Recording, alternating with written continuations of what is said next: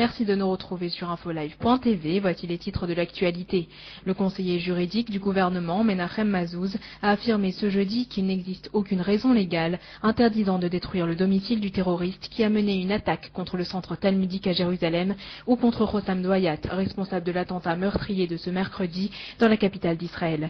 Menachem Mazouz déclare malgré tout que cette sanction soulèvera des difficultés juridiques considérables.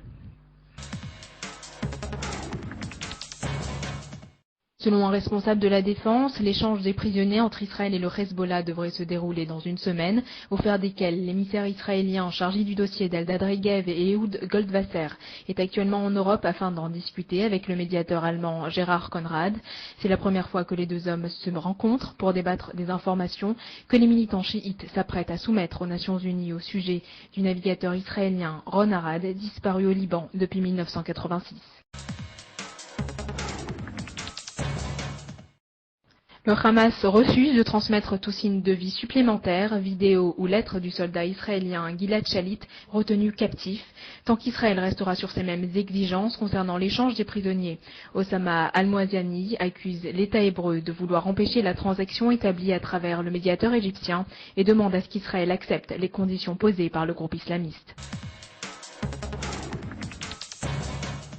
Israël prend des mesures dans le sud du pays. Le ministre de la Défense, Ehud Barak, a ordonné jeudi après-midi la fermeture de tous les points de passage entre Israël et la bande de Gaza à la suite d'un tir d'une roquette Qassam sur le Negev occidental.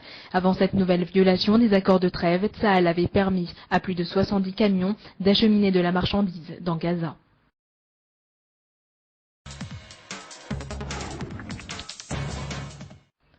Le ministre des Infrastructures nationales, Binyamin Ben Eliezer, doit demander au gouvernement de désigner les régions du Negev et de l'Arava, secteurs de prédilection du développement d'énergie renouvelable. Il va également approuver un projet de production d'énergie permettant de réduire la dépendance aux sources d'approvisionnement traditionnelles. Israël prévoit de réduire sa consommation d'électricité de 20% d'ici 2020.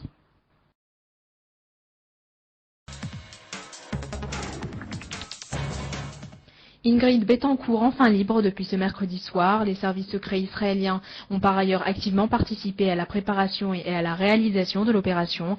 L'armée colombienne a pu compter sur l'aide d'anciens généraux israéliens à la retraite et des agents secrets du Mossad ou du Shin Bet. Rappelons qu'Israël est le premier fournisseur d'armement de la Colombie. C'est la fin de ce flash. Merci de nous avoir suivis sur InfoLive TV, la première télévision israélienne sur Internet qui émet en 4 langues depuis Jérusalem.